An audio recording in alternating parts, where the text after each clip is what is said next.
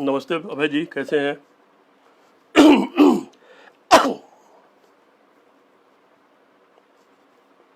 हाँ महेम जी नमस्कार। मुकुल शर्मा जी नमस्कार।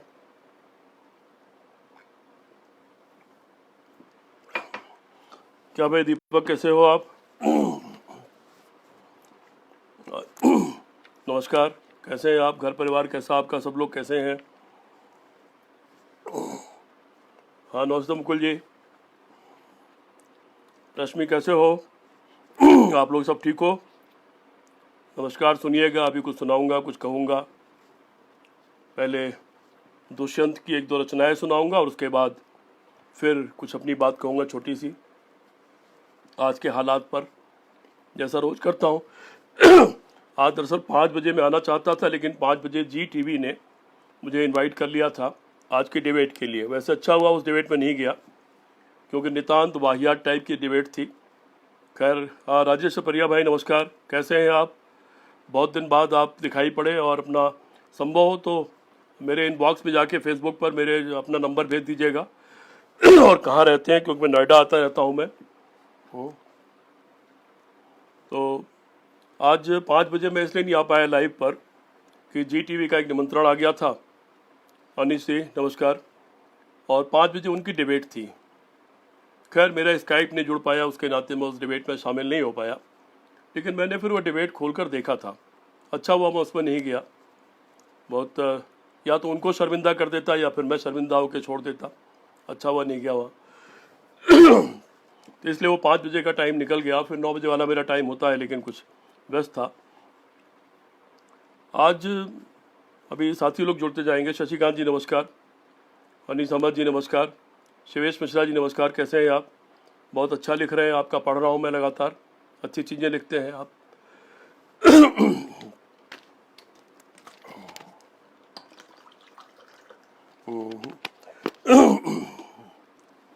पता नहीं मौसम का बदलाव है, आजकल गला बैठ जाता है।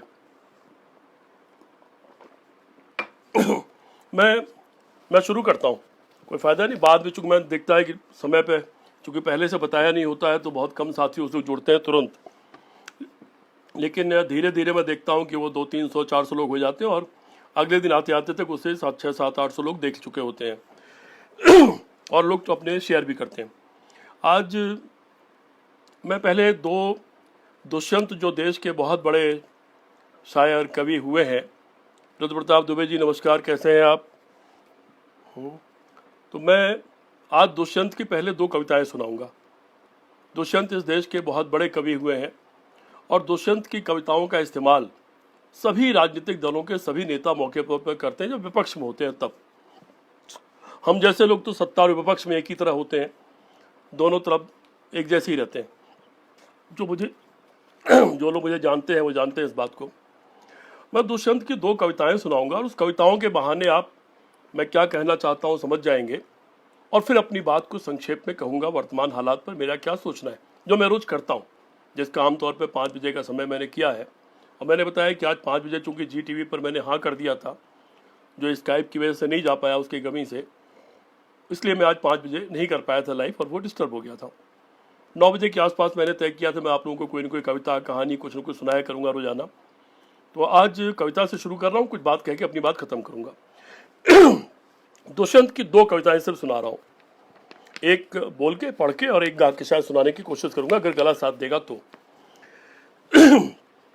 भूख है तो सब्र कर, मजदूरों से कह रहा हूं मैं, आपसे भी कह रहा हूं, क्योंकि शहर में भी बहुत बड़े तादाद में मीडियम क्लास के लोग हैं, मैं जानता हूं, जो मांग नहीं सकते और भूखे रह जाते हैं। भूख है तो सब्र कर, रोटी नहीं तो क्या हुआ। भूख है तो सब्र कर, रोटी नहीं तो क्या हुआ। आजकल दिल्ली में है जेरे बहस ये मुद्दा। आजकल भूख है तो सब्र कर, रोटी नहीं तो क्या हुआ। आजकल दिल्ली में है जेरे बहस ये मुद्दा, मौत ने तो धर दबोचा एक चीते की तरह। मौत ने तो धर दबोचा एक चीते की तरह, जिंदगी ने जब छुआ तब फासला रखकर छुआ। मौत ने तो धर दबोचा एक चीते की तरह, जिंदगी ने जब छुआ तब फासला रखकर छुआ। गिड़गिड़ाते गिड़गिड़ाने का यहाँ कोई असर होता नहीं, गिड़गिड़ाने का यहाँ कोई असर होता नहीं। पेट भरकर गालियां दो और आह भरकर बद्दुआ। गिड़गिड़ाने का यहाँ कोई असर होता नहीं, गिड़गिड़ाने का यहाँ कोई असर होता नहीं। पेट भरकर गालियां दो, आह भरकर बद्दुआ। क्या वजह है प्यास ज्यादा तेज लगती है यहाँ। लोग कहते हैं यहाँ कल ऐसा था, परसों ऐसा था, अब ऐसा है। क्या वजह है प्यास ज्यादा तेज लगती है यहाँ। क्या वजह है, क्या वजह है, क्या वजह है प्यास ज्यादा तेज लगती है यहाँ। और लोग कहते हैं कि पहले इस जगह पर था कुआं। क्या वजह है प्यास ज्यादा तेज लगती है यहाँ। लोग कहते हैं कि पहले इस जगह पर था कुआं। आप दास्ताने पहनकर छू रहे हैं आग को। इशारे में कवि और शायर तो इशारे में बात करता और आपको लगेगा कि आज की बात हो रही है। आप दस्ताने पहनकर छू रहे हैं आग को, आप दस्ताने पहनकर छू रहे हैं आग को। आपके भी खून का रंग हो गया है सांवला, आपके भी खून का रंग हो गया है सांवला। इस अंगीठी तक गली से कुछ हवा आने तो दो। अंगीठी जब जलती होगी घर में आप लोगों को अंदाज होगा। इस अंगीठी तक गली से कुछ हवा आने तो दो, जब तलक खिलते नहीं है कोयले देंगे धुआं। इस गली तक, इस अंगीठी तक गली से कुछ हवा आने तो दो, जब तलक खिलते नहीं है ये कोयले देंगे धुआं। और दोस्त अपने मुल्क की किस्मत पर रंजीदा न हो, दोस्त अपने मुल्क की किस्मत पर रंजीदा न हो। उनके हाथों में है पिंजरा और उनके पिंजरे में सुआ। उनके हाथों में है पिंजरा, उनके पिंजरे में सुआ। इस शहर में वो कोई बारात हो या वारदात। हम लोगों की जो हालत हो गई है देश की जनता की, इस शहर में वो कोई बारात हो या वारदात, इस शहर में वो कोई बारात हो या वारदात। अब किसी भी बात पर खिड़की खुलती नहीं है खिड़कियां। इस शहर में वो कोई बारात हो या वारदात, अब किसी भी बात पर खुलती नहीं है खिड़कियां। बंद कर लेते हैं लोग, छोड़ो हमसे क्या मतलब। तो अगला नंबर फिर आपका होता है। एक गाना दुष्यंत की एक कविता हम लोग गाकर सुनाते रहे। हमारे मित्र हैं भक्त चरण दास जो रेल मंत्री थे, वो इसे बहुत अच्छा गाते हैं। लेकिन चलिए कोशिश करता हूँ। ये भी हमारे आपकी ज़िंदगी पर, आज जो हम जिंदगी जी रहे हैं, जो हमारा व्यवहार है, जो हमारा तटस्थता का भाव है, छोड़ो हमसे क्या मतलब, और जो समाज की स्थिति है। कहीं पे धूप की चादर बिछा के बैठ गए, कहीं पे धूप की चादर बिछा के बैठ गए, कहीं पे शाम सिरहाने लगा के बैठ गए। कहीं पे धूप की चादर बिछा के बैठ गए, कहीं पे शाम सिरहाने लगा के बैठ गए। जले जो रेत में तलवे तो हमने ये देखा, जले जो रेत में तलवे तो हमने ये देखा, बहुत से लोग वहीं छटपटा के बैठ गए। सोचो, तलवे जल रहे हैं आज करोड़ों के, क्या हो रहा है। जले जो रेत में तलवे तो हमने ये देखा, बहुत से लोग वहीं छटपटा के बैठ गए। खड़े हुए थे अलाओं की आंच लेने को, खड़े हुए थे अलाओं की आंच लेने को, सब अपनी अपनी हथेली जला के बैठ गए। खड़े हुए थे अलाओं की आंच लेने को, सब अपनी अपनी हथेली जला के बैठ गए। दुकानदार तो मेले में लुट गए यारो, दुकानदार तो मेले में लुट गए यारो, तमाशबीन दुकानें लगा के बैठ गए।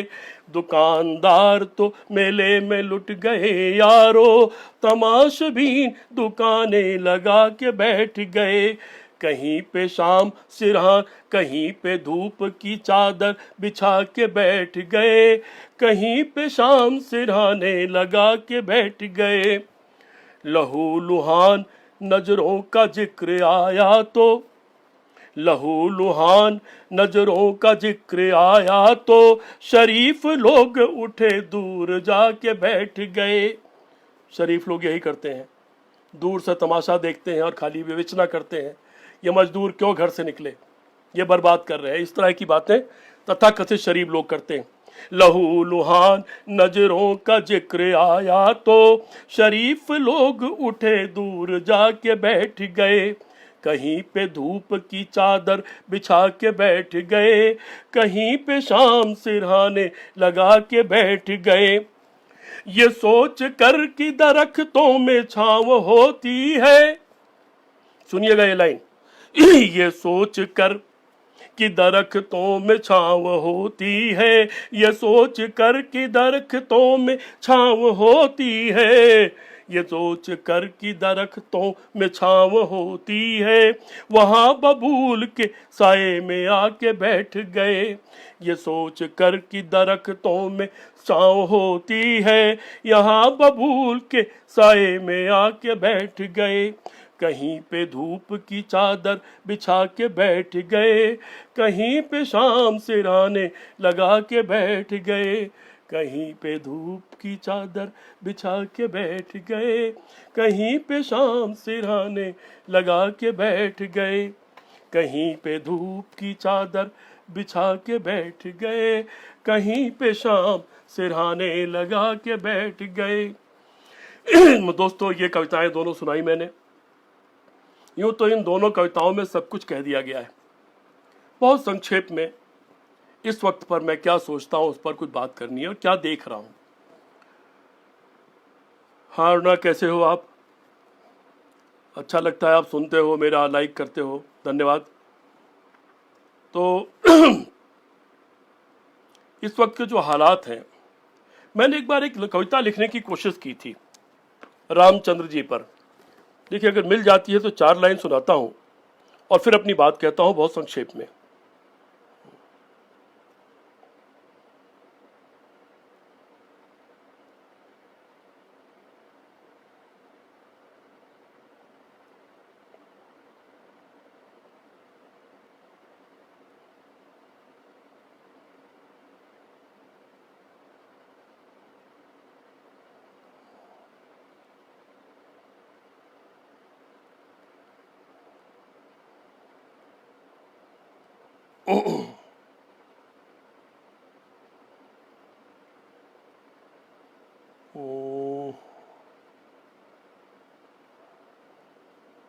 मैंने राम पर एक कविता लिखनी को शुरू किया था। कविता बहुत लंबी है, बन नहीं पा रही है, चंद पंक्तियां बनी हुई हैं और उसमें मेरे सिर्फ राम से सवाल हैं।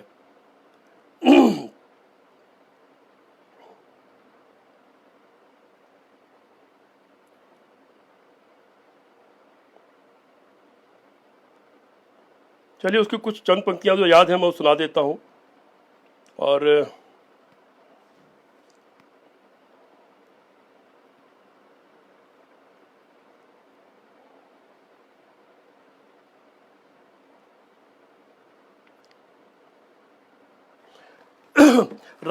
मैंने राम पर एक कविता लिखने की कोशिश की है। वो कविता काफ़ी बड़ी बनेगी, मुझे लगता है शायद 25-50-100 पेज की बन जाए धीरे धीरे। शुरुआत की कुछ पंक्तियां याद है, मैं उसे भी ढूंढ नहीं पा रहा हूँ, उसको लिखने की कोशिश कर रहा हूँ। कहो राम, तब क्यों आए थे, अब कहाँ छुप कर बैठे हो। इसमें राम से बहुत सारे सवाल हैं मेरे, और ये सवाल पूछने का हमारा हक है। हम भगवान को तुम करके बुलाते हैं, तू।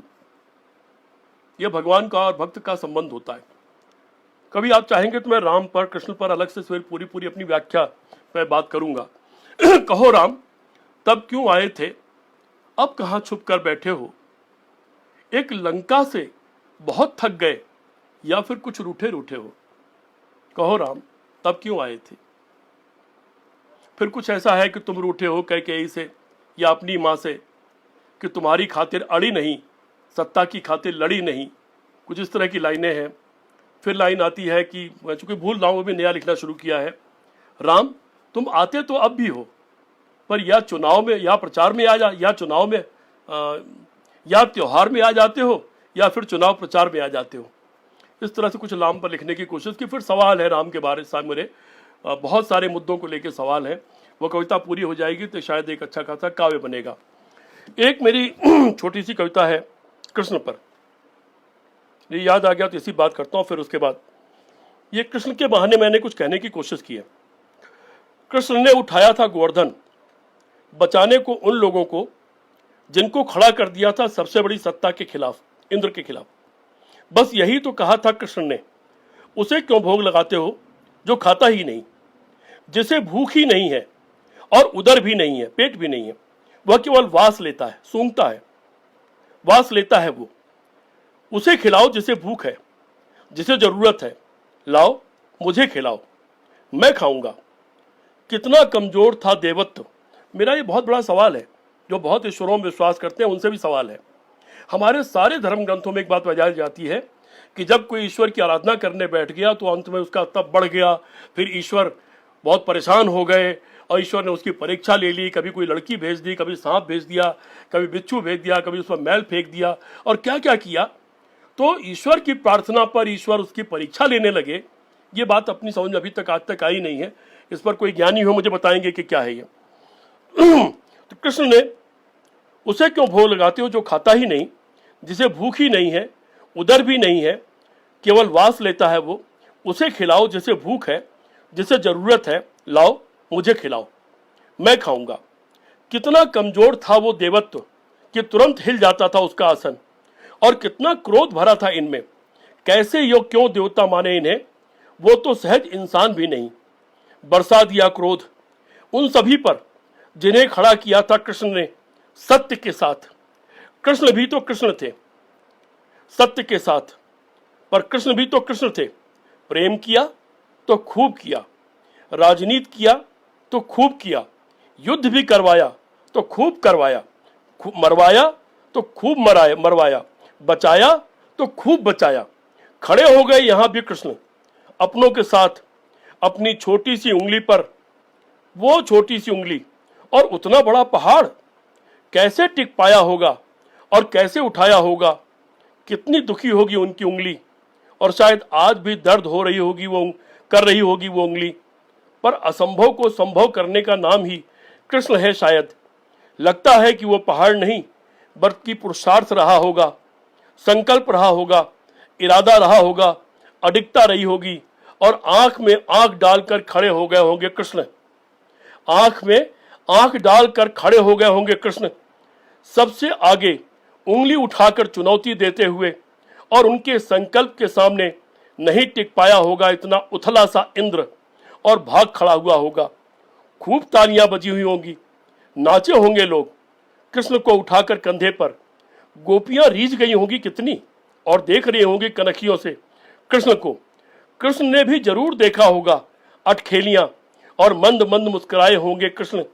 पर कृष्ण तुम कितने लंबे विश्राम पर हो, अब मेरी शिकायत है, पर कृष्ण तुम कितने लंबे विश्राम पर हो, या अपने गुण अपनी जिम्मेदारी भूल गए हो। देखो कितने नकली देव क्या क्या जुल्म कर रहे हैं आज तुम्हारे लोगों पर, तुम्हारी गोपिकाओं, तुम्हारे बच्चों से क्या क्या सलूक हो रहा है कृष्ण।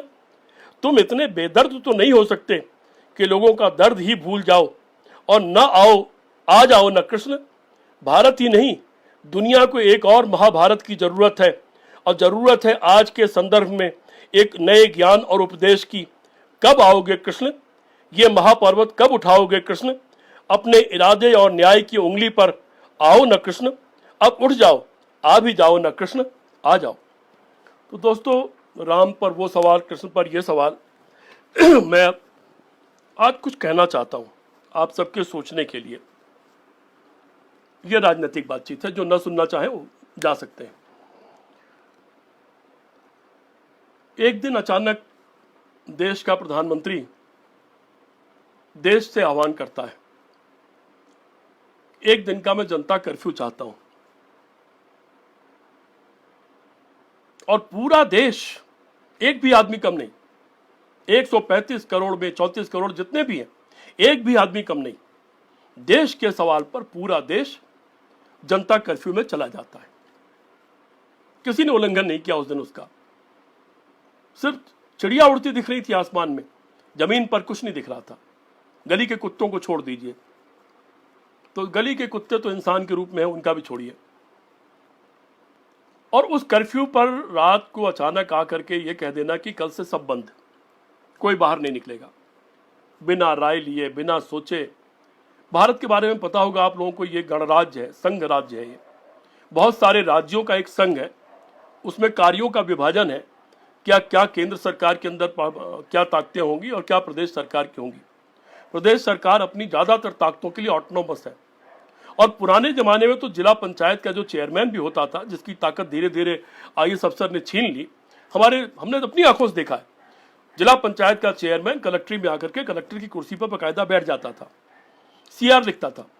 और शहर का जो मेयर होता था, हमें याद है उस समय बचपन में जब हम वाद विवाद प्रतियोगिता में भाग लेने कहीं जाते थे किसी जगह पर, तो जब मेयर अगर वहाँ चीफ गेस्ट होता था, उसके पहले उस इलाके का सीईओ और इंस्पेक्टर वहाँ पहुँच जाते थे, क्योंकि मेयर शहर के एसपी का करेक्टर रोल लिखता था। ये ताकत थी। चौखंबा राज डॉक्टर लोहिया का यही था कि गांव अपना शासन चलाए, जिला अपना शासन चलाए, प्रदेश अपना शासन चलाए, और केंद्र के पास केवल रेलवे, विदेश नीति, रक्षा नीति और संचार और मुद्रा, इसके अलावा कुछ नहीं होना चाहिए। ये इसकी मूल धारणा थी शुरुआती। तो ये संघीय शासन है हमारा, लेकिन उस संघ का ध्यान नहीं रखा गया। प्रदेश के मुख्यमंत्रियों से बात नहीं की गई, वैज्ञानिकों से बात नहीं की गई, बड़े डॉक्टरों से बात नहीं की गई, जानकारों से बात नहीं की गई, और अचानक नोटबंदी की तरह रात को बता दिया गया कि साहब बहादुर को सपना आया है कि कल से सब बंद। क्यों बंद, कैसे बंद, क्या होगा, कुछ नहीं, हमने कह दिया, बस कह दिया। अब कुछ सोचने की जरूरत नहीं है, जो होगा भगवान का वाक्य है ये। और अगले दिन से बंद कर दिया। बंद हुआ तो पुलिस ने डंडा चलाना शुरू कर दिया। डंडा चलाना शुरू किया, सारा सिस्टम टूट गया।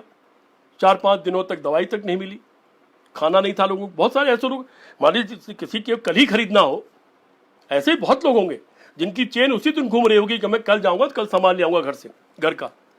वो सारे लोग कई कई दिनों तक बहुत परेशान रहे। उनका महीने का सामान आमतौर पर जब 1 आध दिन का खाना होता है तो आदमी फिर उसको ऑर्डर करता है या मंगा लेता है या ले आता है, जो भी चीजें होती घर की। साग सब्जी 1-2 दिन की खरीदता, दूध एक ही रोज का रोज आता है। तो साहब बहादुर ने अचानक पूरा देश बंद कर दिया, बिना सोचे, बिना समझे, बिना किसी। मैं तो इनके बारे में 15 मई 2014 को कह चुका हूं, ऑन रिकॉर्ड, टीवी पर मौजूद है बहस में, कि यह देश एक नितांत अयोग्य और असफल प्रधानमंत्री को देखने जा रहा है। यह 15 मई 2014 को मैंने कहा था IBN 7 के कार्यक्रम में, रात को 10 से 11 में। खैर, वो पुरानी बात हो गई, उस पर अलग से फिर कभी बात। साहब बहादुर ने कर दिया, इतने दिन का लॉकडाउन हो गया, बड़ी मुश्किल से चीजें चलनी हुई, शुरू हुई। आप जानते हैं इस पूरी प्रशासनिक व्यवस्था को, हमारे अरुण जी, हमारे छोटे भाई हैं वो बैठे हैं, वो जानते हैं कि ऊपर से जो आदेश चलता है वो नीचे आते आते तक बहुत बुरा हो जाता है।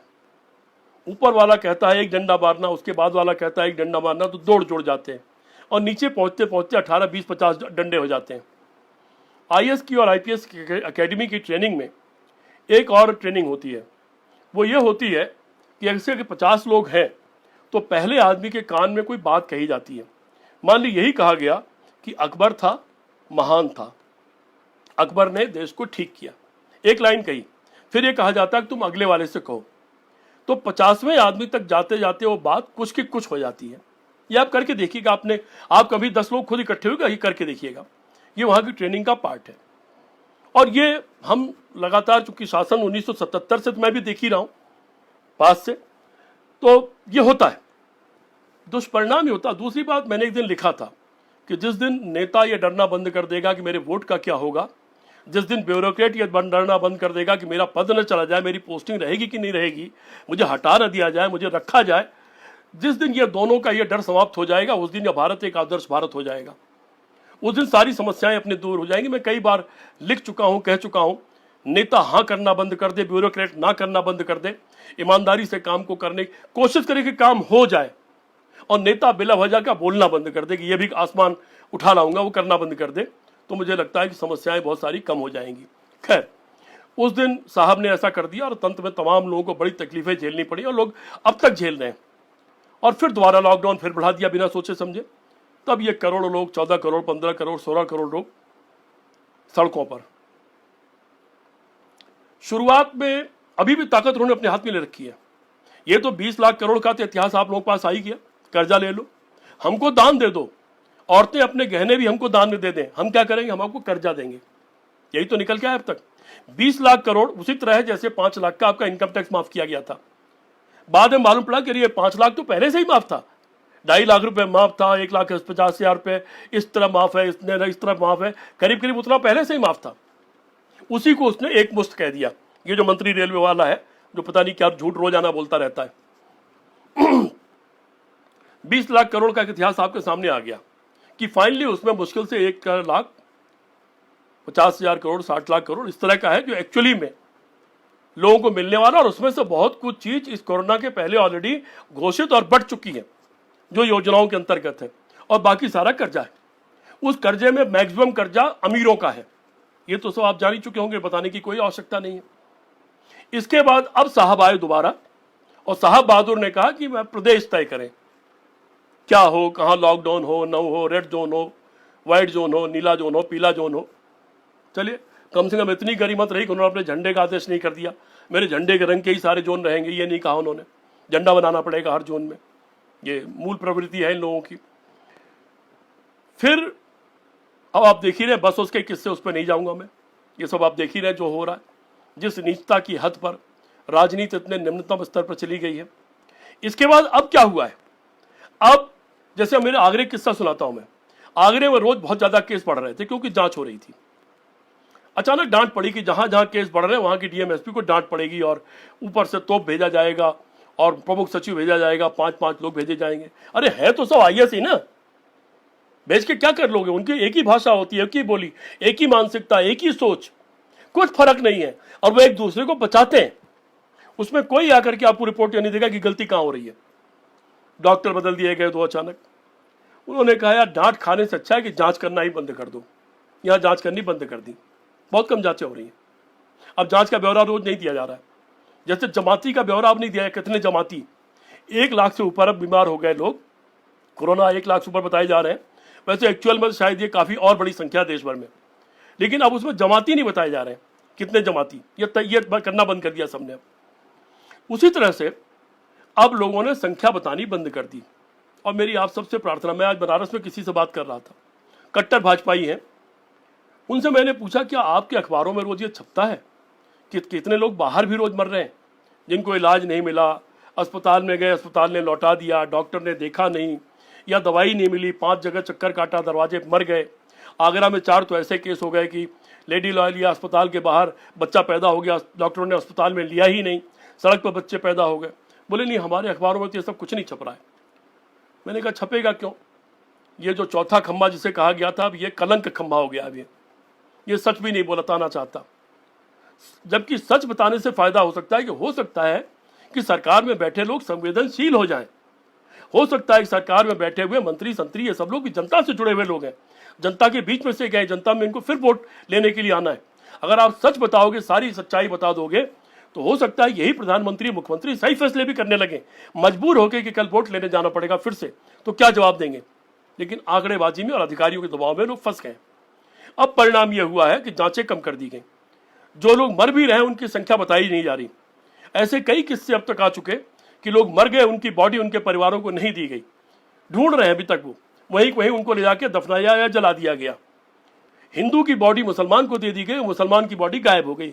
नहीं, मुसलमान की बॉडी हिंदू को दे दी गई, हिंदू लड़का अपने भाई को ढूंढ ही रहा है। इस तरह के किस्से रोज आ रहे हैं।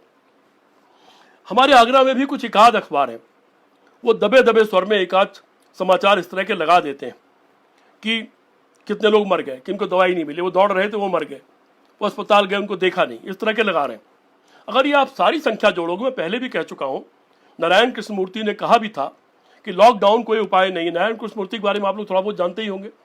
उन्होंने कहा था कि लॉकडाउन कोई उपाय नहीं है, लोगों को समझाइए, सिखाइए और खुले रहने दीजिए, जनता को जिम्मेदार खुद बनने दीजिए। जैसे मैं हेलमेट के सवाल पर, बेल्ट के सवाल पर मैं बहुत खिलाफ हूं। आप कौन होते हैं इससे वसूली करने वाले?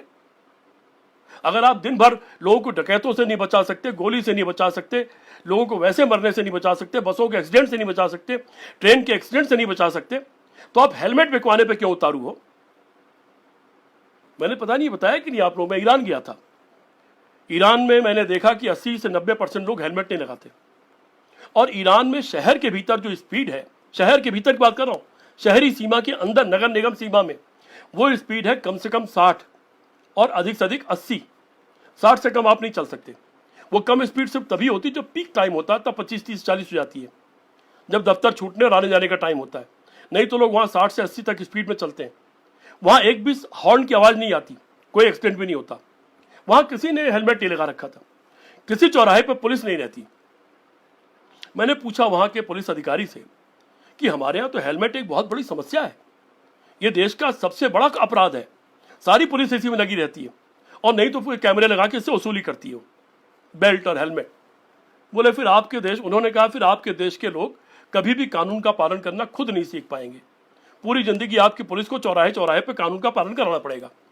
उन्होंने कहा कि हमारे यहाँ भी शुरू में समस्या आई, 79 में जब उनके यहाँ ये उनकी जो क्रांति जिसको कहते हैं वो हुई, नया शासन आया, तो उन्होंने बिल्कुल फ्री कर दिया। उन्होंने कहा जनता की जिंदगी में प्रशासन हस्तक्षेप क्यों करे। मिनिमम गवर्नेंस की बात मोदी जी ने किया था, ध्यान होगा आप लोगों को बात। मिनिमम गवर्नेंस का बात होता है कि इंसान की जिंदगी में कम से कम हस्तक्षेप, अधिक से अधिक उसके लिए सुविधा, उसकी जिंदगी में कम से कम रोड़े, कम से कम लाल फीताशाही। तो ईरान के अधिकारी ने मुझसे ये कहा कि हमारे यहाँ शुरू में समस्याएं आई, लोगों में झगड़े होते थे, तमाम परेशानी होती थी, लोग हमारे पास आते थे, हम समझाते थे। हमने शुरू में किसी पे केस नहीं किया, सबको समझाया भाई आप ऐसे करो, ऐसे चलो, ऐसे चलोगे ठीक रहोगे। लेकिन हम जबरदस्ती हेलमेट पहनाने वाले हम कौन होते हैं? आप तय करो, आपकी जान है। हो सकता है बिना हेलमेट के आप ज़्यादा अच्छा सुखी महसूस करते हो, उसके बिना लगाए शायद आप ज़्यादा अच्छी ड्राइविंग करते हो, बिना बेल्ट के अच्छी ड्राइविंग करते हो। हम कौन होते हैं कि चौराहे चौराहे खड़े होकर जबरदस्ती हेलमेट लगवाएं? हमारा काम है अच्छी सड़क बना के दे दें, रेड लाइट लगा दें, या रेड लाइट फ्री हम बना दें सड़कों को। वहाँ पर सड़कें ऐसी बनी हुई हैं, रेड लाइट फ्री मैक्सिमम है, बहुत रेयर कहीं कहीं रेड लाइट आती है। उन्होंने सड़कों का जाल बिछा दिया है और ऐसे जिग जैग सड़कें बनाई कि जिसको आप जहाँ जाना वहीं पहुँच सकते हैं।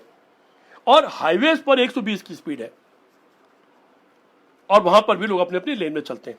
उन्होंने कहा जब तक चौराहे चौराहे पर आप पुलिस रखोगे तब तक आपके देश की जनता, शुरू में परेशानी होगी, 1-2 साल आपस में लोग उलझेंगे और फिर खुद सीख जाएंगे, खुद चलने लगेंगे। 2 साल 3 साल लग सकता है, लेकिन अगर चौराहे चौराहे पे आप पुलिस से रेगुलेट कराओगे तो आपके देश के लोग कभी नागरिक नहीं बन पाएंगे। इसलिए हम बेल्ट और हेलमेट की चिंता नहीं, और हम इसमें पैसा क्यों वसूल करें? आप मरो तो मरो, आपकी जान आपकी भी जिम्मेदारी है। हम ही क्यों जिम्मेदार हो कि आप क्यों आप मन न मरो, और न मरो तो भूख से मत मरो, इलाज से मत मरो। इसलिए हमने ईरान में 90% लोगों का इंश्योरेंस कर रखा है सरकार की तरफ से, हम इलाज करते हैं उनका, ये हमारी जिम्मेदारी है। लेकिन हेलमेट से मत मरो, ये हमारी जिम्मेदारी नहीं, ये आपकी जिम्मेदारी है। आपकी गाड़ी रास्ते में चलते हो ब्रेक फेल हो जाए, हमारी थोड़ी जिम्मेदारी है। तो फिर तो हम सड़क पर रोक रोक के सारे ब्रेक चेक करें सबके, ठीक है कि नहीं ठीक है, उस पर चालान करना शुरू करें, फिर दिन भर यही काम करे पुलिस। हम ये काम नहीं करते। हमारी पुलिस हमारे दफ्तर में रहती है। जब कोई हमारे पास आता है हमारा काम तब शुरू होता है। जब कोई सरकारी दफ्तर में आता है, सरकारी दफ्तर का काम तब शुरू होता है कि उसकी मदद कैसे की जाए। कोई गलती हो गई है तो 1-2 गलती माफ करके उसको रास्ता दिखाया जाए, हर गलती पर तुरंत पनिशमेंट और उससे वसूली न की जाए। ये मुझे वहां जवाब मिला था। मैं यहां पर भी इसकी शिकायत करता हूं। यद्यप मैं तब हेलमेट लगाता था, मेरी फोटो आपने कुछ देखी होंगी जो मैं पोस्ट करता हूं, जब हेलमेट का नामो निशान इस देश में नहीं था। 70 के दशक में तब मैं हेलमेट लगा के चलता था स्कूटर में, मेरे पास स्कूटर था, उसके पहले स्वेगा मोपेड थी मेरे पास, और मैं हेलमेट लगा के चलता था। लेकिन अब नहीं लगाने की इच्छा करती, क्योंकि मैं पुलिस के डर से, आप आतंकित करके हेलमेट लगवाओगे तो लोकतंत्र में मैं आतंक के राज को स्वीकार करने को तैयार नहीं हूं। लोकतंत्र में मैं आपके हर जबरिया पनिशमेंट और फाइन वसूल करने के राज को स्वीकार करने को तैयार नहीं हूं। मैं पूर्ण लोकतांत्रिक व्यक्ति हूं, मैं इसके खिलाफ हूं, और आप सबको भी खिलाफत करनी चाहिए। काहे का हेलमेट हम नहीं लगाना चाहते।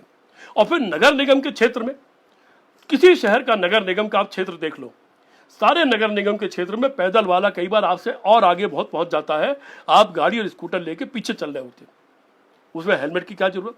जहां 50-60 से कम की स्पीड है वहां हेलमेट की जरूरत क्या है? एक बच्चे की तरह आप लादे घूमते हो पूरे टाइम। और बेल्ट की क्या जरूरत? आप घर से बाहर सब्जी लेने निकले, बोले बेल्ट क्यों नहीं लगाई है? काहे की बेल्ट भाई? कहाँ एक्सीडेंट हो कहाँ रहा है, किससे हो रहा है, और हो जाएगा तो इसमें बचाएगा क्या और क्या होगा? अच्छा, और जो हाईवेज पर भी एक्सीडेंट होते हैं उसका एक ब्यौरा चाहिए मुझे। कितने एक्सीडेंट में बेल्ट ने बचा दिया जान, कितने परसेंट, और कितने परसेंट हेल्मेट, और कितने साल में कितने एक्सीडेंट से लोग मरे और कितने बचे। और फिर आप जानते हैं नकली हेलमेट है सारे हैं, ये केवल एक छोटा सा ढक्कन है, केवल ये चालान से बचाते हैं, जान नहीं बचाते, चालान बचाते हैं। हेलमेट बिल्कुल गिने चुने एक आध है स्टील वर्ड वगैरह के जो सचमुच हेलमेट है, बाकी सब तो नकली हैं। और इनके कारोबार को क्यों सरकारें और ये प्रशासनिक अधिकारी बढ़ावा देते हैं, इसका ये रहस्य है, इसको जानना चाहिए कि नकली हेलमेट पहनाने पर उतारू क्यों है। खैर, तो मैं ये कह रहा था कि साहब बहादुर ने दोबारा ये कर दिया। अब उसके बाद जिम्मेदारी क्या कर दी, प्रदेश सरकारें अपना अपना तय करें। मैंने प्रसंग बस उधर की बात छेड़ दी जिससे वो चर्चा भी आप लोगों के दिमाग में चली जाए और आप लोग भी उचित समझे तो मेरी बात को आगे बढ़ाएं। अब प्रदेश सरकार क्या कर रही है, उसने डीएम लोगों पर छोड़ दिया। प्रशासनिक अधिकारी का तरीका यह होता है, वो हमेशा भयभीत रहता है अपने पद से मेरा हट न जाए, मेरी पोस्टिंग चली न जाए, बैड एंट्री न मिल जाए। वही सरकारी डॉक्टर की हालत भी होती है। सरकारी अस्पताल में 2 बार मुझे कैंसर बता चुके हैं, वो होता है वहां। उन्होंने देखा कि अरे इन पर तो मंत्री का दर्जा है, इनकी जांच है, ऐसा करो कि सबसे ज्यादा वाला जो वो बता दो, नहीं निकला तो कोई बात नहीं, कह देंगे चलो अच्छा हुआ, कृपा रही ईश्वर की कि आपका नहीं निकला, और नहीं तो वो बताओ कि अगर निकला है तो हम सही साबित हो जाए। 2 बार बता चुके, एक बार आंख में और एक बार बगल की हड्डी में। ये सरकारी डॉक्टर होते हैं जो इस तरह से व्यवहार करते हैं डर के मारे, सच्चाई नहीं होती है। और प्रशासनिक अधिकारी का व्यवहार ये होता है कि अगर यह कहो कि ताजमहल को खतरा है तो कहेंगे ऐसा करो, ताजमहल के चारों तरफ लोहे की 100 फुट ऊंची दीवार बना दो, किसी को अंदर मत जाने दो। ताजमहल के ऊपर एक बड़ा सा काला कपड़ा ढक दो, 1971 में ढकवा दिया था यहाँ के आईएएस अफसर ने 71 के वार के टाइम में। ये प्रशासनिक अधिकारी की अप्रोच होती है। बवाल कौन मोड़ ले, 50 सिपाही ऐसे नहीं हो सकते हैं कि कहें साहब कुछ भी मुसीबत आएगी हम झेल लेंगे, चलने दीजिए, सबको ताजमहल में लाखों लोग आते आने दीजिए। उस पर विश्वास नहीं है, विश्वास नेगेटिविटी पे, बंद कर दो, रोक दो, होने मत दो, इस पर विश्वास है। वही स्थिति हम लोगों के शहर की है। कुछ खास इलाकों में कुछ लोगों को कोरोना है, पूरे शहर को क्वारंटाइन जोन घोषित, पूरे शहर को रेड जोन घोषित कर दिया है, पूरा शहर। जबकि बंबई में अगर किसी एक बिल्डिंग में किसी को कोरोना है तो सिर्फ उस फ्लोर को ब्लॉक कर रहे हैं, बाकी पूरी बिल्डिंग खुली हुई है। मेरे घर के एक बगल में बिल्कुल प्रारंभ में एक विदेश से लड़की आई थी, उसको कोरोना निकला था, उस पूरी बिल्डिंग के बाहर ताला लगा दिया, 40 परिवार उतने दिनों से अंदर कैद हैं। जब वो बहुत शोर करते हैं, बहुत सोशल मीडिया पर लिखते हैं, हल्ला गुल्ला करते हैं, किसी जानने वाले को फोन करते हैं, तब लोग आके गेट के बाहर से अंदर दूध और सब्जी और बाकी चीज पहुंचा देते हैं। क्या ऐसे चलेगा? दिल्ली ने तो खोल दिया है, आप देख रहे हो कि दिल्ली में जाम लग रहा है, जैसे पहले जाम लगता था। अब देखना यह कि दिल्ली में एक हफ्ते में महामारी फैलती कि नहीं फैलती है। और दूसरी बात मैं कह रहा हूं, जब यह तय है कि मुंह और नाक में जाने के अलावा कोरोना नहीं फैलता, तो अगर आदमी ने मास्क लगा रहा है, आदमी हाथ धो रहा है, उसको निकलने दीजिए, जाने दीजिए। और फिर भी कोई मरना चाहता तो उसे आप कैसे रोक सकते हो? इस देश के आदमी को भी जिम्मेदार मानते हो या नहीं मानते हो? या चंद जिसने शपथ ले ली मुख्यमंत्री की, प्रधानमंत्री की, या जिसने आईएएस आईपीएस का इम्तिहान पास कर लिया, सिर्फ वही जिम्मेदार, वो राजा है देश का। देश की जनता कुछ भी नहीं है, उसकी अकल, उसकी सोच पर आपका कोई विश्वास नहीं है। और जिस पर ना अकल हो उसको मरने दीजिए, कोई फर्क नहीं पड़ता। 90 लाख लोग साल में मरते हैं, हर साल देश का रिकॉर्ड है। नारायण मूर्ति ने यही कहा था, और उन्होंने कहा था उसके हिसाब से कोरोना में मरने वालों की संख्या जाने कितने गुना कम है। कुछ भी नहीं, इससे डरने की जरूरत नहीं। बंद मत करिए, बंद करना कोई इलाज नहीं है। लोगों को प्रशिक्षित करिए, लोगों को बताइए क्या करना है क्या नहीं करना, बार बार बताइए, अकेले मत बताइए। मैंने एक शुरुआती जो बिल्कुल शुरुआत में मैंने लाइव किया था, एकदम शुरू में मैंने कहा अकेले ठेकेदार मत बनिए। जब आपदा आती है तो सबसे बात कराई जाती है, नेताओं से कराइए, विरोधी दल से कराइए, धार्मिक गुरुओं से कराइए, समाज के जिम्मेदार लोगों से कराइए, जिले स्तर से राष्ट्रीय स्तर तक उन तमाम लोगों से कराइए, फिल्मी हस्तियों से कराइए, क्रिकेट के खिलाड़ियों से कराइए, जो भी लोकप्रिय अपने अपने क्षेत्र में है उनसे रोज अलग अलग टीवी चैनलों पर अपील कराइए। पाकिस्तान खेलने के बजाय इस टीवी चैनलों पर हिंदू मुसलमान खेलने के बजाय अपील कराइए। सब वो आके बोले बार बार, और ये जो कान में दिन भर आप टीवी हमको टेलीफोन पर सुनवा के हमारा टाइम बर्बाद कर रहे हैं, मत कराओ, इससे कोई फायदा नहीं है, बेकार टाइम खराब हो रहा है। इसके लिए टीवी चालू करके, रेडियो चालू करके कहो, डिफरेंट लोग दिन भर आके अपनी अपनी बात कहेंगे, भाई ये करो ये मत करो, ये करो ये मत करो। किसी के मानने वाला तो कोई होगा, लोग उसे मानने लगेंगे। और फिर भी ना माने 1% लोग, 2% लोग, तो फिर उनको उनके हाल पर छोड़ दीजिए। पूरे देश को नर्क मत बनाइए, पूरे देश को बर्बाद मत करिए। लेकिन हो उल्टा रहा है। अज्ञानी और अयोग्य आदमी बहुत हिंसक होता है। अज्ञानी और अयोग्य आदमी इन्फीरियरिटी कॉम्प्लेक्स का शिकार होता है। इन्फीरियरिटी कॉम्प्लेक्स के शिकार व्यक्ति सुपीरियरिटी शो करने की कोशिश करते हैं, उसके नाते वे हावी होने की कोशिश करते हैं। वो हर चीज पर अधूरे ज्ञान के कारण ज्ञान जबरदस्ती झूठा ज्ञान देने की कोशिश करते हैं और उनका ज्ञान बार बार फ्लॉप हो जाता है। जब फ्लॉप हो जाता है तो फिर कोई नई कहानी लेके आते हैं, या कुछ नहीं तो वो उस औरत की तरह जिसको अपना पनडब्बा दिखाना था चांदी का, कि मोहल्ला जान जाए कि उसके घर में चांदी का पनडब्बा आया है, तो उसने घर में अपनी आग लगा दी और बाहर चिल्लाने लगी, अरे मेरा चांदी का पनडब्बा अंदर रह गया। तो ये चांदी के पनडब्बे की कहानी की तरह इस देश के प्रधानमंत्री और भारतीय जनता पार्टी के लोग काम कर रहे हैं। एक काम से बहलाओ और दूसरे पर डाल दो। अरे ये देश रहेगा तभी आप सब रहोगे, और आप अमर होके नहीं आए हो। कोई अमर नहीं था। मनमोहन सिंह 10 साल रहे, चले गए। इंदिरा गांधी 12, 14, 15, 16 साल रही, चली गई। नेहरू जी थे उतने साल, चले गए। कोई अमर होकर दुनिया में कहीं नहीं आया है। तानाशाही वाले राज्यों में भी लोग कुछ साल रहते हैं, चले जाते हैं, कोई दूसरा उनको हटा देता है किसी न किसी तरीके से। वो जिस तरीके से वो आए होते हैं उसी तरीके से उनको कोई हटा देता है। ये इतिहास तो आप देखते होंगे ना, ये तो कहानियां सारी की सारी। ऐसा काम मत करो। ये देश अजर है, अमर है। ये देश हजारों साल पुराना है, बड़ी पुराना इसका इतिहास है। इस देश की बड़ी पुरानी संस्कृति है जिसको आप मारे दे रहे हो। बेटा बाप की लाश नहीं ले रहा, बाप बेटे की लाश नहीं ले रहा, भाई भाई की लाश नहीं ले रहा, बहन भाई दोनों मिलकर दूसरे को अपने घर में घुसने नहीं दे रहे कि नहीं तुम बाहर से आए हो, नहीं अंदर घुसने देंगे। भारत की संस्कृति और सभ्यता को नष्ट कर रहे हो आप, और इसके लिए आरएसएस से लेकर पूरी भाजपा तक कोई कुछ नहीं कर रहा है। मैंने कोसा था भी 1-2 दिन पहले, या आप नकली हिंदू हो, नकली ठेकेदार हो, भारतीय सभ्यता और संस्कृति के नकली ठेकेदार हो, कुछ नहीं आपको लेना देना। ये सारे शब्द आपके लिए खोखले नारे हैं, केवल चुनाव लड़ने के लिए, चुनाव जीतने के लिए, मुसलमान के खिलाफ घृणा पैदा करने के लिए सिर्फ ये कोरे नारे हैं और लोगों में अहंकार जगाने के नारे हैं ये केवल। मैंने अभी सवाल पूछा, आज एक आरएसएस के एक बहुत बड़े सज्जन का आज मुझे फोन आ गया। सुबह मैं अनजान था, उनको जानता नहीं था। मैं किसी का नंबर अवॉइड नहीं करता, चाहे अनजान नंबर हो। मैंने उनका फोन उठा लिया। उन्होंने एक नाम लिया फेसबुक के 1-2 साथियों का। बोले आप उनको भी फॉलो करते हो? मैंने हाँ पढ़ता हूँ। मैं फॉलो तो मोदी जी को भी करता हूँ, भाजपा को भी करता हूँ, आरएसएस की पोस्ट भी पढ़ता हूँ, सबको पढ़ता हूँ। सबको पढ़ना चाहिए, सबके बारे में जानना चाहिए, कौन क्या कह रहा है। बोले नहीं, वो 2 लोगों के बारे में मत फॉलो किया करो, कोई कार्रवाई हो सकती है। मैंने कहा देख, इंदिरा गांधी के पैरों की धूल के बराबर, छोटे कण के बराबर तुम लोग नहीं हो, और हम लोग इंदिरा गांधी की पार्टी से जिंदगी भर लड़े हैं, आपातकाल में भी लड़े हैं, राजीव गांधी से भी लड़े हैं। इसलिए तो जो भी है भाई, नाम नहीं ले रहा हूं, हमें डराने की कोशिश मत कर। क्या करेगा? जान ले लेगा, जेल भेज देगा, क्या फर्क पड़ता है? तू अजर होके आया है, तो भगवान ने तुम्हें ये दिया है कि तुम अब अमर होके आ गए हो। अब तो धमकी मत दो कि मैं किसको फॉलो करता हूं और किसको नहीं करता हूं। मोदी से पूछो कि मोदी किस किस को फॉलो करते हैं, किस किस तरह के लोग हैं उनके फॉलो करने वाले लोगों में, उनसे पूछो। फिर मैंने उनसे आज एक सवाल पूछा। मैंने ये जो तमाम मजदूर चल रहे हिंदू हैं कि नहीं है? बोले हाँ हिंदू है। बोले आप कहाँ हो इसमें? चुप हो गए। मैंने कहा चलो इसके आगे चलो। जो सवाल मैं पिछले बहुत सालों से लगातार टीवी चैनल पर हर आरएसएस और बीजेपी के बड़े नेता से पूछ चुका हूं कि दुनिया का सबसे बुरा काम है शरीर बेचना। ये जो 2-3 करोड़ औरतें हिंदुस्तान में शरीर बेचती हैं, उसमें भी 80-90% हिंदू हैं। शर्म आती है कभी आपको? आपने जब से आपका संगठन बना 1924 से लेकर आज तक, कभी इसके खिलाफ कोई मुहिम चलाई कि हम हिंदू बेटी को शरीर नहीं बेचने देंगे? चलाई आज तक कभी ना। वो वोटर नहीं है, उसकी कोई कीमत नहीं है, वो पूंजीपति भी नहीं है।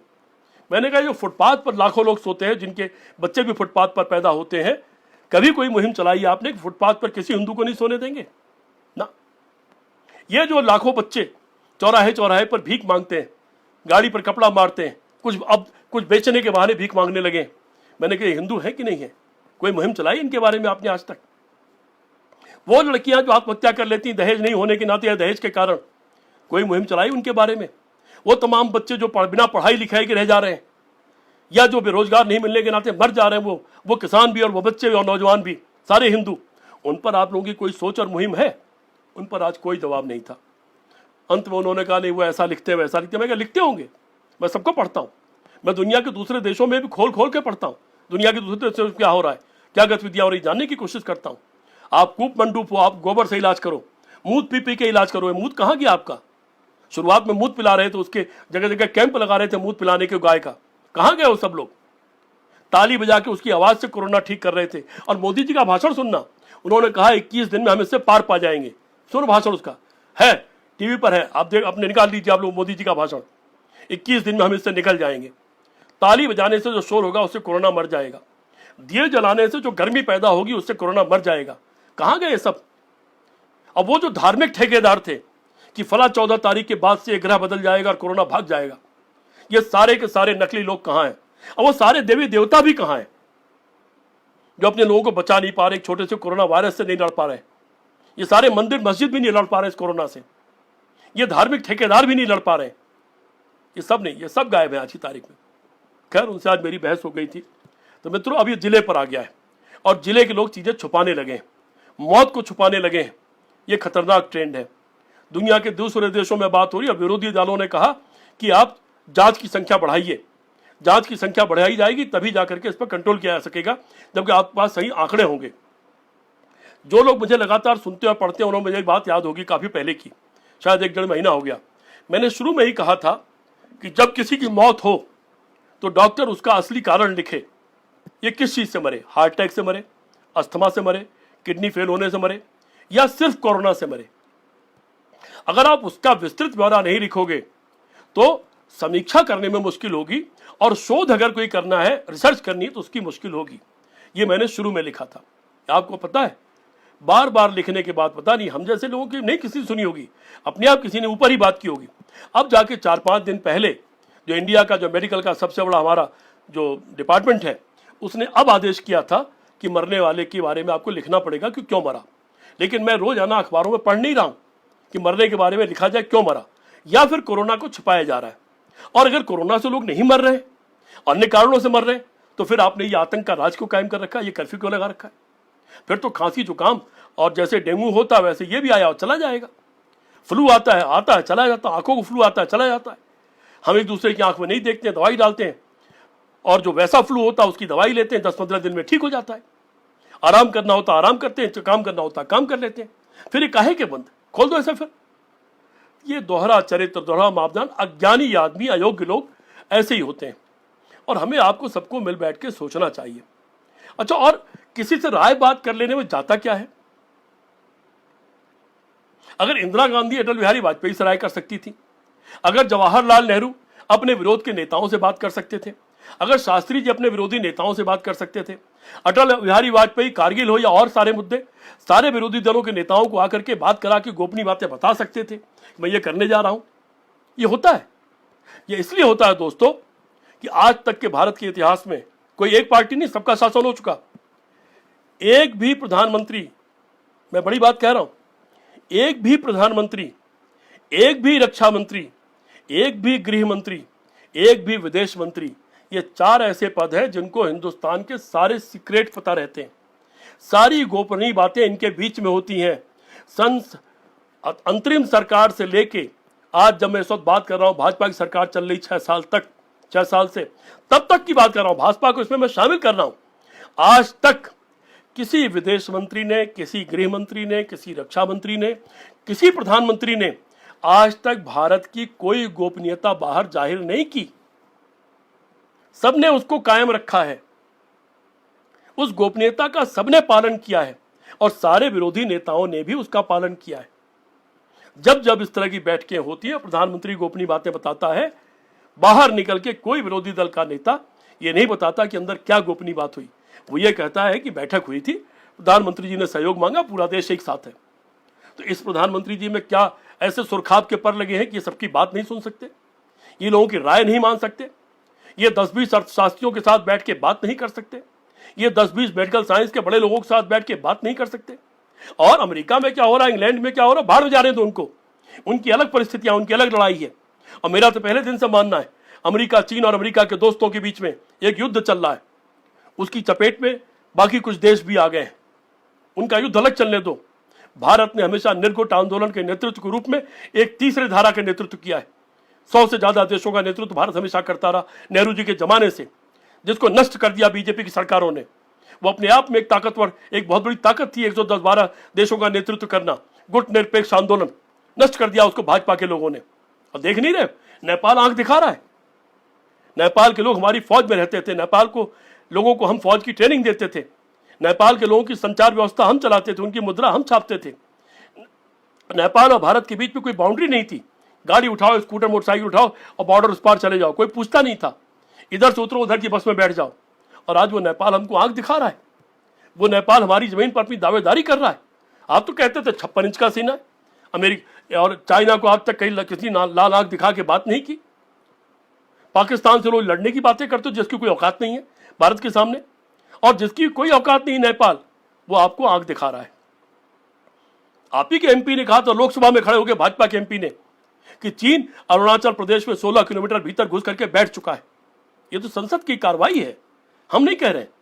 उसका आपने आज तक जवाब नहीं दिया। वो 16 किलोमीटर कब्जा पर पड़ा हुआ है या आपने उसको वापस भेजा? कुछ फर्जी लड़ाइयों के किस्से आप रोजाना कहीं न कहीं के बता देते हो, जिससे लोगों का ध्यान बटा रहे कि चीन के बॉर्डर पर कुछ हो रहा है। और आपके ये 3rd क्लास के टीवी चैनल ये बता रहे हैं कि ब्रह्मोस मिसाइल से चीन लड़ नहीं पाएगा। क्या कर रहे हो, क्या जगा रहे हो आप? अरे चीन तो व्यापारी है, व्यापार करता है, उसका बहुत बड़ा कारोबार भारत से होता, वह नहीं लड़ना चाहेगा कोई भारत से। और आप जो आप कर रहे थे ना, भारत में अपना निर्माण होगा, और निर्माण करके ले आए, मूर्ति बना करके लाए चीन से। सुना है कि मुद्राएं भी छपा के लाए चीन से। दुनिया के दूसरे देशों से सब चीजें लेके आ रहे हो, आत्मनिर्भरता की बात कर रहे हो। चीन तो व्यापारी है, उसको तो हमें माल बेचना है, वो हमसे क्यों लड़ना चाहेगा? और चीन तो उलझ चुका है। मुलायम सिंह ने आपके सामने ही खड़े होकर संसद में कहा था कि चीन ने 1 किलोमीटर भीतर सेना भेज दी, मैंने 4 किलोमीटर भेज दी, फिर उसने लौटा ली तो मैंने भी लौटा ली। ये होता रहता बॉर्डर पे सब चीजें। जिसको आजकल आप बहुत ग्लोरीफाई कर रहे हो ना, बड़ा जिसका बहुत बड़ा कोई प्रकट कर रहे हो, कोई बहुत महान काम हो रहा है, वो कौन सा टारगेट कर दिया था और क्या कर दिया देश सेना, ये बॉर्डर पर आए दिन ये चीजें होती रहती हैं। ये ट्रेनिंग का पार्ट है उधर इलाके का। सब छोटी मोटी चीजें, मिठाई भी बढ़ती है और ये भी होता रहता है। और आप उसको महान, पुराने लोग जानते होंगे, जो पुराने लोग मुझे कोई सुन रहे हैं, जब बांग्लादेश का युद्ध हुआ था, ये नहीं बताऊंगा कि कैसे बांग्लादेश में क्या हुआ था, वो मुक्त वाहिनी क्या थी, इसका जिक्र यहां नहीं करूंगा क्योंकि मैं भाजपाई नहीं हूं, मैं देश का गद्दार नहीं हूं। जब बांग्लादेश का युद्ध हुआ था तो सारे उठा के देख लो पूरा रिकॉर्ड। इंदिरा गांधी लगातार ये कहती रही कि चीन, भारत, पाकिस्तान हमारे ऊपर हमला कर रहा है, पाकिस्तान हमारी सीमाओं पर हमला कर रहा है। रोज इंदिरा गांधी कहती थी पाकिस्तान हमारी सीमाओं पर हमला कर रहा है, हमें जवाब देना पड़ेगा। और जब बांग्लादेश में युद्ध सेना लड़ने भी लगी तो बोले हम, बांग्लादेश हमारा पड़ोसी है, उसमें इंसानों की हत्या हो रही, इतने बड़े पैमाने पर मानव अधिकारों का हनन हो रहा है, हम मूक रह के इसको नहीं देख सकते, हमको हस्तक्षेप करना पड़ेगा। और जब बांग्लादेश में हमारी सेना चली गई पूरी ऑफिशियली, अनऑफिशियल की बात छोड़ो आप, उसका जिक्र नहीं करूंगा मैं, लेकिन ऑफिशियली जब चली गई, सिर्फ एक संबोधन हुआ था मानिक शाह साहब का, जो जनरल थे, उन्होंने रेडियो से संबोधन किया था पाकिस्तान के सेना अध्यक्ष को कि मैं आखिरी चेतावनी दे रहा हूं, मरना नहीं चाहते हो तो हथियार रख दो। और जनरल नियाजी 96,000 लोगों के साथ लेफ्टिनेंट जनरल अरोड़ा के सामने उसने हथियार रख दिया था और सारे लोग गिरफ्तार हो गए थे। और मित्रों, हिंदू मुसलमानों वालों, हमारा एक जहाज डूब गया था उस समय नेवी का। जब जहाज डूबता है तो पुरानी परंपरा कभी किसी जमाने की चली आ रही है कि जहाज का जो कमांडर होता है वो जहाज के साथ डूब जाता है। और हमारे जहाज का जो कमांडर था वो मुसलमान था, मुल्ला, कमांडर मुल्ला। उससे कहा भी गया कि पुरानी परंपरा है, आप जो साथ में बोट लगी होती है सुरक्षा के लिए, उसे लेके निकल आओ, उसको लाख कहा गया। लेकिन उस जमाने में कमांडर मुल्ला की फोटो छपी थी, वो कुर्सी डाल करके अपने उस जहाज पर, जिसके वो कमांडर थे, बैठे रहे और जहाज के साथ जल समाधि ले ली। वो मुसलमान थे देश के लिए। पश्चिमी कमांड के, एयरफोर्स के, जिसने ये हुआ था कि लाहौर जल रहा है, इतना एयरफोर्स ने बमबार्डिंग की थी, वो एयर मार्शल मुसलमान था। उस समय मेरे आगरा की एयरफोर्स का एयर कमांडोर वो भी मुसलमान था, जो खुद जहाज लेके जाता था, बमबार्ड करके आता था। अल्बर्ट एक्का ने भी कुर्बानी दी, निर्मलजीत सिखों ने भी दी, अब्दुल हमीद ने भी दी, तो बाकी लोगों ने भी दी। ये हिंदू मुसलमान पाकिस्तान, पता नहीं किस घटिया स्तर पे चीजें चली गई हैं। और जो करना चाहिए, अमेरिका का राष्ट्रपति चाहे रोज नाराज होता हो अपने पत्रकारों से, लेकिन रोज प्रेस कॉन्फ्रेंस करता है। दुनिया के हर देश का प्रधानमंत्री राष्ट्रपति करता, रोज बताता है कि सवालों के जवाब पूछते हैं, और वो तय नहीं होते हमारी तरह से, सारे सवाल तुरंत पूछे जाते हैं। वहां का राष्ट्राध्यक्ष उन सवालों के जवाब देता है, बताता है देश में क्या हो रहा है, हम क्या कर रहे हैं, लोगों की सुनता है। पत्रकार अपनी बात करते हैं, साफ साफ बताते हैं कि क्या हो रहा है। यहाँ की तरह से इस तरह घटिया और बिकाऊ पत्रकार जो 80% हो गए, वैसे नहीं है वहां। राष्ट्रपति से उलझते देखते होगे आप, राष्ट्रपति भवन में अमेरिका के राष्ट्रपति और पत्रकार उलझ रहे हैं रोजाना, देखते होगे?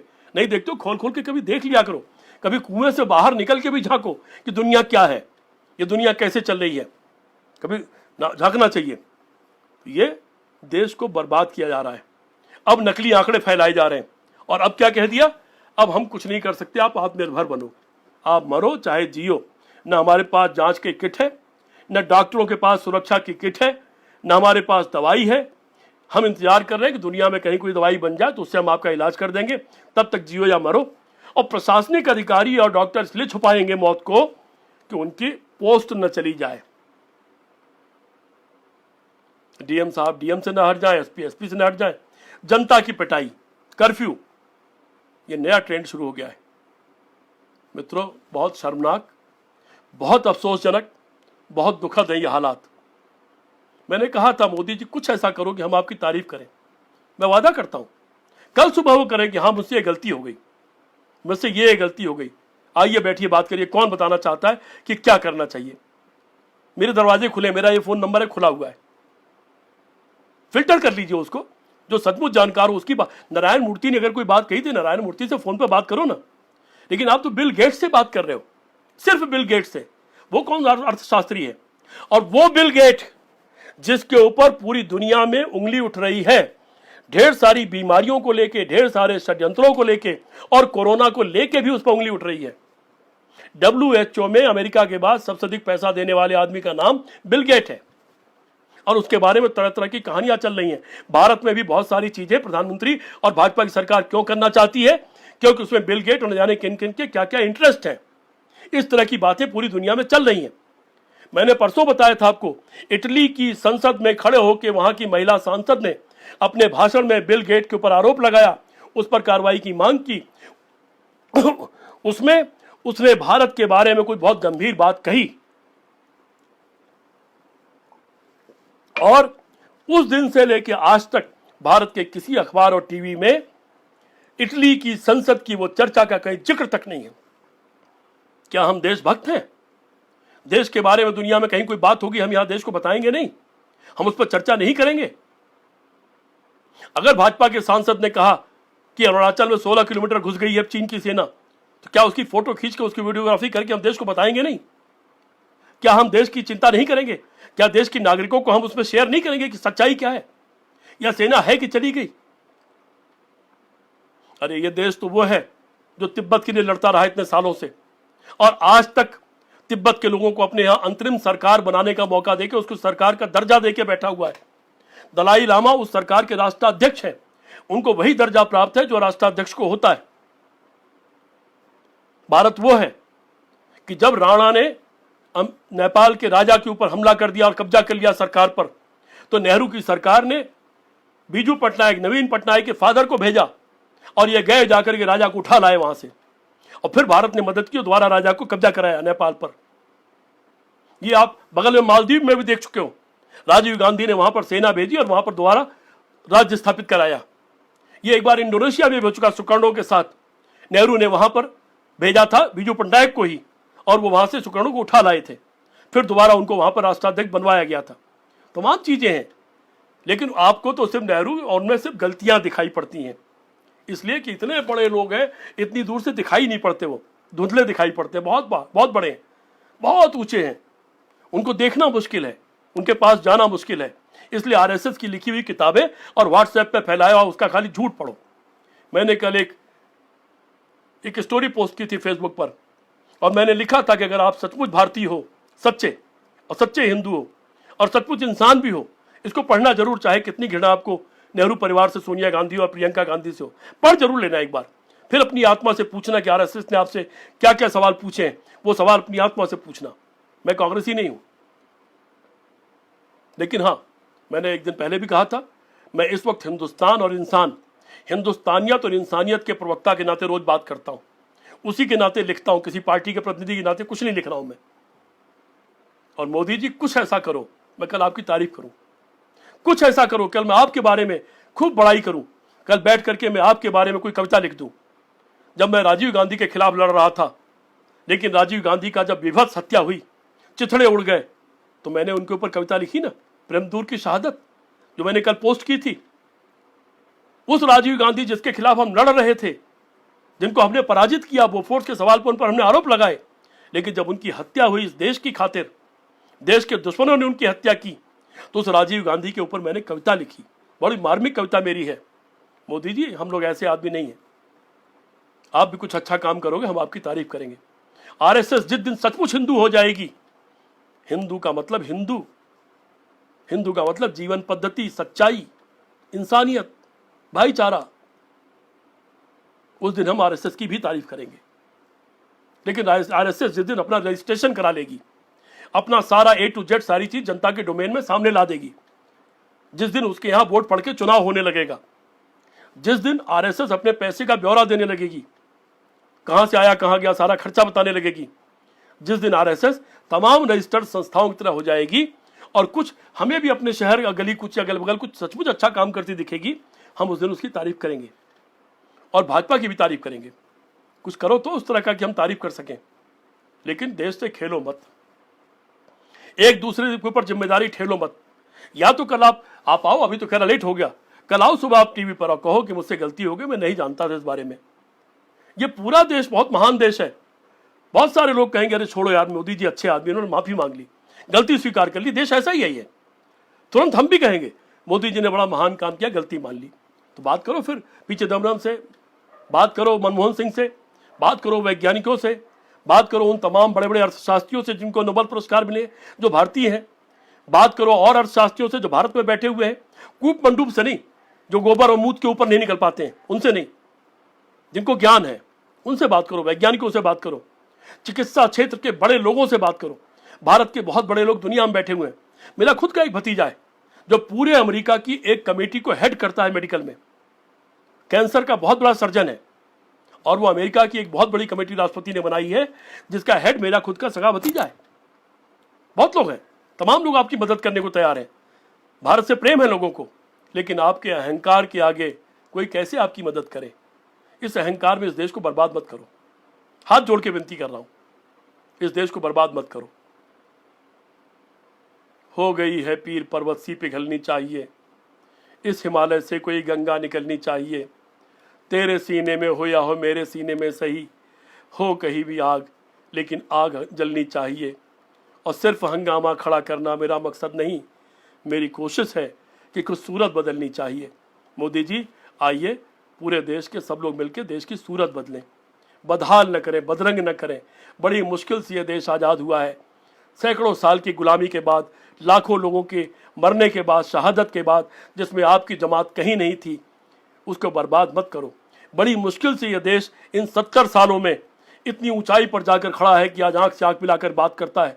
आप अमेरिका जाते हो तो आपको सम्मान इसलिए मिलता है कि पिछले 60-70 सालों में लोगों ने, इस देश ने खून पसीने से इसको सींचा है, इस देश के किसान ने इसको मजबूत किया, इस देश के जवान ने मजबूत किया, इस देश के वैज्ञानिक ने मजबूत किया, इस देश के विद्वान ने मजबूत किया, और इस देश के नेताओं ने भी मजबूत किया, तब ये देश खड़ा है आज। आप कुछ नहीं हो, आप एक छोटा सा कण हो, इस देश के कण ही बने रहो, भगवान बनने की कोशिश मत करो। और कण बन जाओगे, गलती मान लोगे, दिल बड़ा कर लोगे, तो देश भी बच जाएगा। मैंने तो एक दिन आपसे मांग की थी, नहीं चला पा रहे हो तो ऐसा करो कि सर्वदलीय सरकार बना लो 1 साल के लिए, चुनाव तो 4 साल बाद है, 1 साल के लिए सर्वदलीय सरकार बना लो, आप भी हट जाओ। प्रणब मुखर्जी साहब को तो आप कहते हो पिता तुल्य है, उनसे आपको सीखने को मिलता है, जब भी आप उनके पास जाते हो बहुत ज्ञान मिलता है। मैं कहता हूं उन्हीं को, उनसे रिक्वेस्ट किया जाए कि वो इंटरिम 1 साल के लिए प्रधानमंत्री बन जाए। और विभिन्न दलों में जो ज्ञानी लोग हैं, मनमोहन सिंह से कहा जाए कि वो एक इकोनॉमिक्स की कमेटी का हेड हो जाए, विभिन्न प्रदेशों के विभिन्न दलों के ज्ञानी लोग, उन लोगों की एक छोटी सी सरकार इंटरिम 1 साल की बना लो, सर्वदलीय सरकार। इस साल भर में देश को फिर से ऊंचाई पर खड़ा कर देना है, इस सारी मुसीबत से निकाल देना है। मोदी जी आप बहुत महान हो जाओगे अगर ऐसा आपने कर दिया। आपकी पूजा करने लगेंगे लोग, हमारे जैसे लोग दिन रात आपका गुणगान करने लगेंगे। इस देश ने त्याग करने वालों को पूजा है, इस देश ने चिपकने वालों को, फैशन करने वालों को, रोज नए नए महान कपड़े पहनने वालों को, उनको नहीं पूजा है। अपने कपड़े उतार कर गए थे राम, जिसका आप नाम लेते हो, बलकल वस्त्र पहन के गए थे वो। सीता भी वैसी ही गई थी, कृष्ण भी वैसे ही रहते थे। जिसने त्याग किया वही महान बना इस देश में। चिपकने वाला, चाहने वाला, लालची आदमी इस देश में महान कभी नहीं बना। इसलिए मेरी फिर राय है, सर्वदलीय सरकार बना दो अगले 24 घंटे में। प्रणब मुखर्जी से प्रार्थना करो, मैं इसलिए कह रहा हूं उनको सब लोग मान लेंगे, वो सबके प्रिय हैं। प्रणब मुखर्जी का आप भी सम्मान करते हो, कई बार आप कह चुके हो, राष्ट्रपति के रूप में आपने बहुत बार कहा कि बहुत ज्ञानी है, इनका बहुत सम्मान है, इनसे मैं बहुत सीखता हूं, पिता तुल्य है। उन्हीं को प्रधानमंत्री बनने की आप उनसे कहोगे, आप प्रधानमंत्री बन जाइए और उनके नेतृत्व में आप सब शामिल रहो। आप प्रधानमंत्री बन जाओ थोड़ी देर, 1 साल भर के लिए। मनमोहन सिंह जी के नेतृत्व में एक आर्थिक कमेटी बनाओ, ऐसी तरह तरह की कमेटी बनाओ अलग अलग काम के लिए, और सर्वदलीय एक सरकार बना के साल भर में उभर के फिर 1 साल बाद उसके नियम में तय कर दो, 1 साल बाद ये सरकार समाप्त हो जाएगी और साल भर बाद आप दोबारा उठ ले लो। फिर अगले 3 साल तक आप प्रधानमंत्री रहो। फिर आपको जो बोलना बोलो, जो बोलते हो आप, जैसे बोलते हो, बिना सोचे समझे कुछ भी बोल देते हो, वो बोलो खूब आप। फिर हिंदू मुसलमान करो, फिर पाकिस्तान करो, फिर पुलवामा करो, जो मर्जी सो करो, पर पहले इस देश को बचाने दो, इस देश को बढ़ाने दो। और संभव हो तो अगले 5 साल, अगले 4 साल तक भी ऐसे ही कुछ काम करो कि देश बढ़े, बने, महान बने और आगे बढ़े। ये बढ़ेगा तो आप भी बढ़ोगे। और प्रधानमंत्री पद से बड़ा अब आप क्या पाओगे? ज्यादा से ज्यादा होगा राष्ट्रपति बन जाओगे, रिटायर्ड हो जाओगे, क्या होगा उससे? भारत जैसे बड़े देश का प्रधानमंत्री 2 बार बन जाना कोई छोटी बात है? अब आपको और क्या चाहिए इसके बाद? इसके बाद आदमी को केवल नाम पैदा करना चाहिए, ऐसे काम करना चाहिए कि लोग इज्जत से उसका नाम लें, घृणा से नाम न लें। इसलिए मोदी जी, एक भारत के नागरिक के नाते मेरी प्रार्थना है, निर्णय लीजिए, गलती को स्वीकार करिए, इस देश के सामने आइए, देश से खेद व्यक्त करिए, कहिए कि नहीं मैं नहीं समझ पाया, मैं नहीं जानता हूं, मैं सर्वदलीय सरकार बनाना चाहता हूं। और न बना पाए तो कम से कम लोगों की राय लीजिए, हमला मत करिए दूसरे दलों पर। आपको जो लोग राय दे रहे हैं आप उनको दुश्मन समझ रहे हो। राय देना आपको घृणित लग रहा है, सलाह देना, सहयोग देना उस घृणित लग रहा है। ऐसा काम मत करिए, इस देश की परंपरा नहीं है ये। सिर्फ हंगामा खड़ा करना मेरा मकसद नहीं, मेरी कोशिश है कि कुछ सूरत बदलनी चाहिए। धन्यवाद मित्रों, बहुत बहुत धन्यवाद। जय हिंद।